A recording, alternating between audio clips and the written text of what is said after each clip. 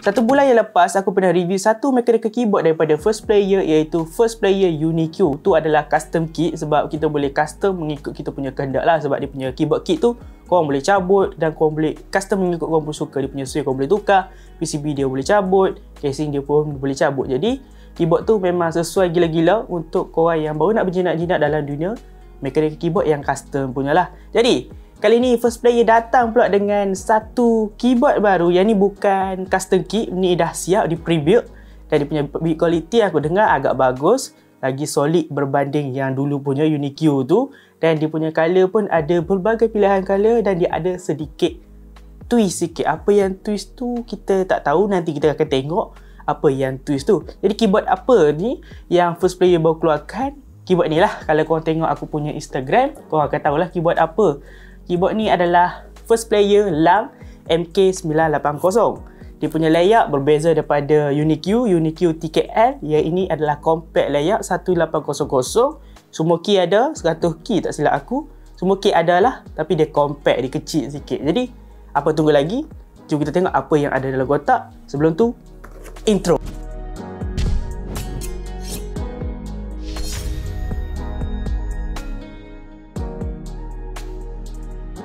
Dia datang dengan kotak berwarna hitam silver macam ni. Tapi kali ni dia punya kotak ni nampak extra premium sebab dia ada glossy-glossy nombor 1 ni. Ni nampak berkilat-kilat tu. Nampak premium sikit lah. Dekat bahagian depan ni kita boleh tengok lah model yang kita dapat. Lang MK980 mechanical. Dia punya branding First Player dan dia punya key feature lah. Dekat bahagian belakang, dia punya diagram untuk keycap tu. Yang besar punya outline dia. Macam ni dia punya layout dia. Dia punya size. Dan size ni adalah 1800. Nanti kita akan pergi in detail. Kat bahagian sisi ni, dia punya switch Gateron Yellow. Dia hanya datang dengan Gateron Yellow sahaja. Tak ada pilihan switch lain. Okay. Jadi itu dekat kotak. Jom kita tengok apa yang ada dekat dalam. Dekat dalam kau akan dapat keyboard instruction. Dan dia punya installation guide. Okay. Cover. Ni boleh jadi dust cover. Okay, ni ada benda baru dalam kotak. Keyboard aku tak tepi dulu. Switcher pula. Keycap pula. Extra switch. Dia ada 5. Dan 5 switch yang dibagi ni semua berbeza. Untuk kita test lah. Switch yang apa yang kita suka. Dekat sini ada Gateron Black. Gateron Black. Gateron Brown. Gateron Yellow. Gateron Blue, Gateron Red. Jadi ada 5 switch kat sini. Korang boleh test lah yang mana satu yang korang suka. Nanti korang boleh beli. Dan last sekali, dia punya kabel Type-C braided. Panjang dia lebih kurang dalam 1 meter lebih macam tu. 1 meter lebih dia punya panjang. Dan dia bukan gold plated lah. Biasa punya. Inilah dia punya keyboard. Dia punya size ataupun dia punya layout ni adalah 1800. Ni adalah compact punya layout. Semua key yang korang nak pakai ada dekat sini. Numpad ada, huruf ada, arrow key pun ada. Dan dia punya function button kat atas ni pun ada. Semua key yang korang nak pakai tu untuk normal size keyboard memang ada dekat sini. Dan dia punya design untuk keyboard ni, dia masih lagi mengekalkan design yang sama. Sama je dengan UniQ. Clean macam ni. Dekat bahagian atas dia macam ni. Dekat bahagian sisi dia macam ni. Sisi satu lagi pun macam ni. Dan dekat bahagian bawah ni sama juga. Cuma yang aku rasa spoil sikit, dia punya branding dekat sini. First Player Lang MK980. Kalau tak ada lagi cun lah. Tapi dia letak nak buat macam mana, Nokia. Dia punya produk Dekat bahagian belakang, dia punya branding Lang, logo dan tray untuk kabel route lah. Untuk korang route korang punya kabel. Nak pergi ke sini boleh. Nak pergi ke sini boleh, nak straight pun boleh. Dan masih lagi kecil. Jadi kita akan drill lepas ni. Jadi dari segi design memang simple dan clean. Aku suka design macam ni. Dia punya build quality pula, dia menggunakan plastik. Tapi dia ada texture pada kali ni. Dia punya texture ni seakan-akan kertas pasir. So tak lekatlah fingerprint. Dia punya texture, ada texture. Kalau kau ambil UniQ yang dulu, yang UniQ ni licin lah. Tapi dia punya design sama saja. Sisi belakang, depan dia sama, tak ada beza. Simple dan clean. Dari segi build quality memang ada flexing sikit. Nampak tak nampak sangat lah, nampak gitu. Tekan dia. Okey, tak stiff sangat. Nanti aku akan try dengan lebih mendalam lah. Jadi itulah dari segi design. Dia punya bright pula.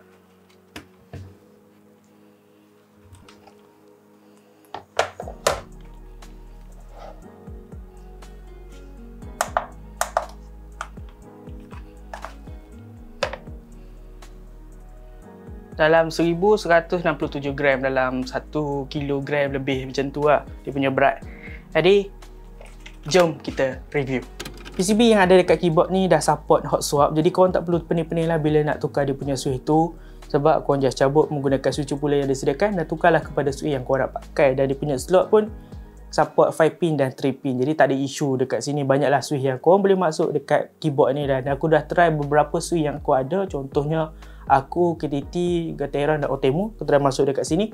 Semuanya berfungsi dengan elok. Dia punya kemasukan tu pun elok, tak longgar sangat, tak ketat sangat. Nak cabut pun senang. Jadi banyak switch yang boleh masuk dekat sini. Cuma kelemahan dekat PCB ni dia adalah north facing. Bila north facing, macam biasa dia akan ada isu dengan keycap MX Cherry ya. Jadi dia akan ada interference sikit dengan MX Cherry punya keycap. Dengan keycap lain tiada masalah. So untuk keyboard ni first player hanya datangkan dengan Gateron Yellow saja. Tiada pilihan switch. Jadi kalau kau nak pakai Gateron Blue, Gateron Black, Gateron Brown, kau kena beli ya. Ataupun kau nak try Gateron Pro Series yang first player dia bawa masuk tu pun boleh juga. Sebab dia punya PCB ni adalah hot swap. Kau boleh tukar kau punya switch dan masuk switch lain lah. Tak ada isu dekat sini. Macam biasa Gateron Yellow ni adalah linear switch. Bila sebut linear switch dia tidak mengeluarkan bunyi kliki. Lepas tu dia punya feel pun macam tak ada apa-apa, terus tekan masuk terus. Dia tak ada bump ke, dia tak ada macam ada langgar bonggol ke, tak ada. Sebab dia adalah linear, tekan terus masuk. Dia punya travel distance adalah 2mm. Dia punya actuation force dia adalah 50 gram. Untuk aku, untuk main game, switch ni memang sangat sesuai gila untuk main game. Kalau untuk kerja pun tak ada masalah, memang sesuai juga. Cuma untuk aku macam biasalah, bila sebut linear dengan aku senang typo, tu je. Tu masalah aku, bukan masalah korang. Untuk aku memang selalu typo lah. Mungkin aku tak kerti ejo. Tu pun satu hal juga. Jadi Gateron Yellow memang sedap dipakai lah. Memang kalau kau nak cari dekat pasaran linear switch budget yang dia punya build quality elok, Gateron Yellow adalah salah satunya. Stabilizer yang ada dekat MK980 ni dia menggunakan stabilizer yang sama dengan UniQ, OEM punya stabilizer, tapi yang specialnya dia dah loop lagi elok berbanding UniQ dulu lah. Dia loop tu nampak ketara dekat situ.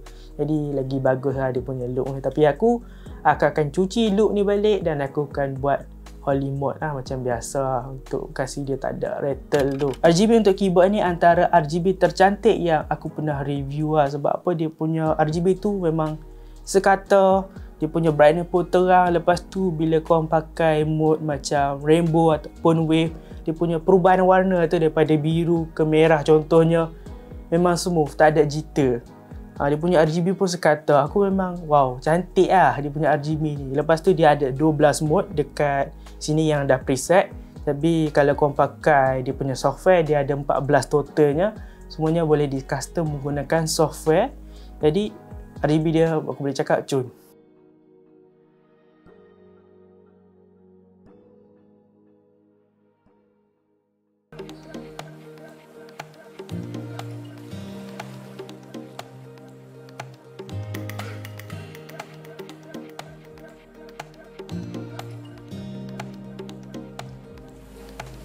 Software untuk keyboard ni dia menggunakan software yang sama dengan UniQ. Jadi tak perlulah download software yang berbeza. Dia menggunakan software yang sama. Jom kita tengok dia punya software. Software yang digunakan untuk keyboard ni dia menggunakan software yang sama dengan UniQ, first player punya software. Bila korang dah connect korang punya device ni, dia akan keluar dekat sini lah, MK980. Korang just tekan. Dekat sini korang boleh remap lah setiap key yang ada ni. Korang nak remap, korang boleh remap. Lepas tu korang tekan OK saja bila korang dah remap. Lepas tu korang bolehlah buat disable window key, disable shift tab, disable alternate F4, disable alternate tab. Korang boleh enablekan semua fungsi ini. Kau boleh tekan dekat sini ataupun kau nak reset pun boleh juga. Lepas tu kau boleh control korang punya RGB. Dekat sini semua mode yang ada untuk keyboard ni lah. Dia punya interface memang sangat clean, simple saja. Lepas tu kau boleh set up korang punya makro untuk keyboard ni. Kau boleh pilih lah makro macam mana kau nak tu. Kau boleh set up dekat sini. Jadi dia punya interface untuk software ni memang clean, senang nak digunakan. Apa yang twist sangat yang aku cakap di awal video tadi? Okay, yang twist tu sebenarnya dia punya apa benda yang di-upgrade dekat keyboard ni sebenarnya. Tak ada apa pun yang twist tu. Pertama sekali dia punya keycap lah. Keycap yang digunakan untuk keyboard ni dia berbeza sikit daripada keyboard-keyboard sebelum ni yang First Player pernah keluarkan sebab dia menggunakan profile MDA. Aku difahamkan ini adalah profile pertama yang dibawa masuk ke Malaysia lah, yang First Player bawa masuk. Memang tak ada lagi company-company lain yang bawa masuk profile MDA ke dalam Malaysia. Ni yang pertama. MDA ni apa beza dia, apa yang special dia? Okey. Sebenarnya dia tak ada special sangat sebenarnya sebab dia macam dia punya profile ni, dia nak kata tinggi tak tinggi, dia nak kata rendah tak rendah. Dia sebab dia punya profile ni dia seakan-akan SA punya profile, keycap punya SA profile dengan SDA punya profile berkahwin dapat anak keluar yang ni. Sebab apa? Dia punya bentuk semacam SDA, dia punya tinggi macam SA, tapi SA tu bukan SA betul lah, dia rendah sikit daripada SA. Dia macam tu. Ni apa yang aku nampak lah. Dia punya feel ketika typing lagi selesa, lagi senang digunakan. Dia tak sama macam SDA. Macam SDA tu kesemua dia punya row ni dia flat, dia sama. Yang ni dia macam ada curve sikit. Macam SA pula dia punya profile tu tinggi, jadi bila typing sedap, bila main game tak sedap. Macam yang ni, yang MDA punya ni dia macam fusion lah, dia gabungan antara SA dengan SDA, digabungkan jadi ada ni, jadi MDA. Macam tu lah aku punya pendapat lah, apa yang aku rasa. Dan dia punya feel memang selesa, memang enjoyable. Aku suka guna profile ni. Kalau nak beli dekat pasaran luar, aku rasa dalam 200 lebih dia punya profile ni untuk keycap yang jenis macam ni. Dan dia punya keycap ni dah PBT, dah sub lagi, jadi untuk ketahanan memang tahan lasak lah. Dia punya texture pun dia macam kasar-kasar gitu lah. Memang tak lekat fingerprint dan tak berminyak aku boleh cakap macam tu. Dia punya build quality untuk keycap memang solid. Aku harap kau faham lah apa yang aku cuba cakap ni. SA, SDA, kau boleh google lah SA tu macam mana, SDA tu macam mana dia punya bentuk tu. Kau kena tengok sendiri, kau boleh nilai. Yang kedua, apa yang diorang upgrade dekat diorang punya mechanical keyboard ni, diorang dah bagi dengan foam deepening dekat bawah keyboard diorang. Ada foam dekat bawah ni. Selalunya pre-build punya keyboard dia tak akan bagi foam lah. Yang budget punya selalunya tak ada foam dekat belakang ni. Kau kena letak sendiri, kau kena mod. Dekat sini dia dah letak siap-siap. Kenapa dia orang letak? Untuk membuatkan kau punya keyboard ni bunyi lagi sedap. Yang ni subjektif sikit, kau kena nilai dan kau kena dengar sendiri. Dekat sini aku ada buat perbandingan foam dengan aku punya mod foam aku yang Unicure punya. Aku dah mod, letak foam apa semua. Dengan stok ni kau boleh nilai dia punya sound ni berbeza ke, sama ke. Lepas tu keyboard ni aku dah loop pula. Kau boleh nilai ni sound dia.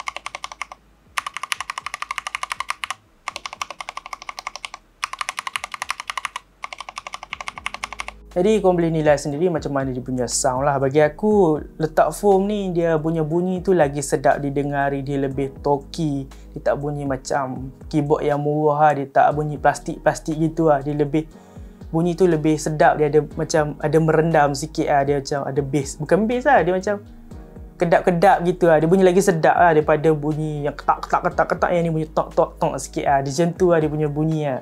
Jadi dekat sini satu plus point lah untuk first player yang dia letak dia punya foam. Kalau aku ni aku rasa nak tambah lagi selapik lah untuk lagi sedap dia punya bunyi lah.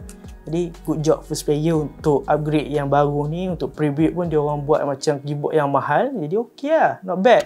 Walaupun keyboard ni adalah pre-build punya keyboard, masuk pre-build dekat sini keyboard ni datang siap dah. Tak perlu nak pasang. Korang just cucuk dekat korang punya PC, korang boleh guna terus. Walaupun dia punya keyboard ni macam ni, pre-build, tapi masih lagi boleh di custom. Sebab apa? Keyboard ni masih lagi fully modular. Sebab nak buka keyboard ni memang senang dan boleh leraikan satu persatu macam keyboard UniQ custom kit yang aku pernah review sebelum ni. Nak buka keyboard ni senang saja. Dia just ada 3 skru dan 8 klip untuk korang buka dia punya skru ni. Kesemuanya sedang di access. Semuanya berada di belakang keyboard. Korang just buka dia punya skru dekat belakang ni. Lepas tu korang buka dia punya klip. Bila korang dah buka dia punya klip apa semua ni, korang boleh tengoklah isi dalam dia. Dia punya PCB, dia punya steel plate, dia punya foam apa semua tu korang boleh tengok dekat dalam tu. Jadi dekat sini korang boleh custom ikut korang punya kehendak. Feedback aku setelah 3 minggu menggunakan mechanical keyboard ni, aku boleh cakap aku enjoy menggunakan mechanical keyboard ni. Sebab apa? Pertama sekali dia punya size dan layout dia lah. Dia punya size ni compact dan dia punya layout ni dia menggunakan 1800 layout. Jadi key yang aku nak pakai semuanya ada dekat sini. Contohnya arrow key dan numpad lah. Contohnya bila aku buat editing, kadang-kadang aku memerlukan arrow key dan numpad lah untuk masukkan kod-kod tu. Jadi semua dekat keyboard ni boleh buat lah. Lepas tu kalau kau main game pun, dia punya size ni kecil, masih lagi kecil. Kau boleh sengit-sengitkan kau punya keyboard ni. Compact dan key semuanya ada dekat sini. Yang kedua, dia punya keycap. Keycap dia adalah MDA profile. Aku first time menggunakan MDA profile. Selalunya aku pakai SDA dengan SA. SA ke ASA? SA silap. SA. Macam kalau SA aku pakai untuk main game, aku akan rasa sakit tangan dekat bahagian ni lah, sebab dia tinggi. Jadi kita kena pakai wrist rest dekat bawah tu. Jadi tak best jugalah. Tapi untuk typing aku suka menggunakan SA. Macam SDA pula, disebabkan dia punya profile tu rata, dia punya row tu rata, senang typo dan senang terlanggar. Jadi aku tak suka sangat SDA. Tapi dia punya design tu cun lah.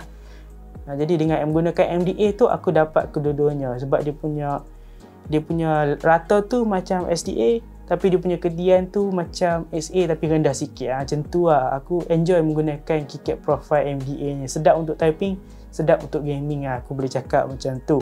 Lepas tu dia punya feel pun smooth lah. Lepas tu dia punya colour dia ni pun first player memilih colour yang agak gamer look sikit lah. Tapi ok lah. Dia punya red, dia punya brown, lepas tu dia punya light grey dengan grey. Aduh, brown pula dah. Semua cantik lah. Aku boleh cakap cantik lah. Lepas tu yang ketiga, dia punya RGB. Memang cum teruk lah. Aku boleh cakap cum teruk. Memang colour cantik lah aku boleh cakap. Sebab transition daripada colour biru ke merah contohnya memang smooth gila. Dan dia punya mode pun banyak. Aku memang wow, terkejut lah dia punya RGB cantik. Cuma ada beberapa benda yang aku tak suka. Benda pertama yang aku tak suka ni, first player tolonglah dengar, tolonglah ubah benda ni. Dia punya USB port type C untuk kabel ni duduk kat belakang. Ya Allah, susah weh nak pakai custom kabel. Yang lagi aku akan drain ni lubang ni macam aku buat dekat UniQ ni, kasih lubang ni luas. Kalau boleh buatlah lubang dekat tepi ni ke, dekat tepi ni ke, dekat tengah-tengah ke, dekat tengah ni lah. Lagilah elok, senang nak custom lah. Macam ni susah kot, disempit. Jadi macam itulah kelemahan dia dekat sini yang aku rasa macam kurang sikit lah. Yang kedua yang aku tak suka, yang ni subjektif lah. Yang ni aku punya problem lah. Branding dekat sini. Kenapa tak pakai macam UniQ yang dulu? UniQ yang dulu tak ada brand langsung, dia ada kat belakang lah. Yang ni ditulis dulu dekat sini, First Player Lang MK980. Sebenarnya aku okey, tak ada isu sangat. Cuma font phone ni pakai phone Area ke? Ni bukan nak bash lah, aku cuma bagi pendapat aku lah. Ni phone dia first player, mungkin boleh pakai phone yang sama dekat kotak macam lang ni ke. Phone ni lagi lawa, nampak lagi cun macam ni. Dia nampak simple lah macam tu, nak buang pun macam susah ni. Macam tu lah, aku ada dua benda je aku tak suka. Pertama, Type-C dia yang port belakang ni, dia ada tray ni, nak pakai custom cable masalah, susah. Lepas tu tulisan dekat bawah branding ni, first player Lang MK980 dekat sini. Dia punya font. Kalau bagi font yang cun macam kat kotak tu, lagi best lah. Kalau ni pakai font biasa macam, aduh, rugi lah sayang, keyboard ni dah cun. Tapi font ni akan menyebabkan dia rasa macam kurang sikit lah, dia select lah. Macam tu lah, aku punya pendapat lah. Tu aku punya feedback lah. Secara keseluruhan, dia punya performance, aku memang enjoy gila. Custom pun suka hati, boleh custom lagi. Sebab dia fully lagi modular, tak ada isu dekat situ, memang aku tak perlu nak mention. Yang lain-lain semua ok, cuma dekat beberapa yang benda aku tak suka tu lah. Macam korang, apa korang punya dapat, komen dekat bawah. Adakah berbaloi untuk korang beli first player MK980 ni? Ok, aku akan jawab berdasarkan harga dan apa yang korang dapat lah. Sebab aku pun pengguna ataupun consumer seperti korang jugalah. Sebab kita nak beli ni kena tengok harga dan apa yang kita dapat lah. Kena tak dengan harga yang kita bayar tu. Ok, dia punya harga untuk keyboard ni adalah RM299 Malaysia sahaja. Dalam kategori mechanical keyboard, bagi aku dia punya harga ni adalah mampu milik lagi lah, dalam kategori mampu milik. Sebab apa? Kita kena tengok dia punya build quality. Build quality untuk keyboard ni aku boleh cakap memang solid. Dia menggunakan plastik, tapi plastik dia ni memang solid lah, kukuh gila, tak ada flat sangat, memang best lah. Lepas tu kita kena tengok dia punya keycap. Keycap dia menggunakan MDA Die-Sub PBT, Die-Sub PBT. Dan MDA ni kalau korang cari dekat luar sana, korang cari Google, korang boleh nampak lah harga dia dalam 100 lebih dan ke atas lah, 150 dan ke atas, dan lebih mahal pun ada. Dekat sini dia punya keycap ni dah high quality dah sebenarnya. Dekat sini pun harga dekat situ pun dah main peranan dah dia punya keycap. Lepas tu dia punya switch dia menggunakan Gateron Yellow. Kalau Gateron Yellow ni kalau kita beli satu-satu harga dia dalam 80 sen macam tu. Dekat sini kau dah dapat sekali. Kira lah 80 sen darat 98 key. 98 key berapa ringgit dekat situ. Lepas tu dia punya PCB dah hot swap. Lepas tu dia dah bagi dengan phone deepening dekat bawah. Lepas tu kau boleh custom mengikut kau punya kehendak sebab dia boleh cabut apa semua kan. Jadi macam dengan harga yang kau bayar dengan apa yang kau dapat ni, aku boleh cakap memang berbaloi untuk dibeli dan digunakan lah. Sebab aku pakai pun memang korang pegang dekat tangan ni memang solid dan aku rasa wow lah. Dengan harga tu memang berbaloi nak dibeli lah. Aku boleh cakap macam tu. Jadi senang cerita, memang berbaloi nak dibeli. Jadi aku dah sediakan link dekat description untuk korang beli keyboard ni. Jadi itulah video review pada kali ini. Terima kasih kerana sudi menonton. Jangan lupa tekan butang subscribe dan loceng supaya korang tak terlepas konten-konten yang menarik. Oh, satu lagi aku lupa nak bagi tahu, dia datang sekali dengan benih tau. Ni. Yang ni boleh jadi dust cover untuk keyboard korang. Korang boleh letak.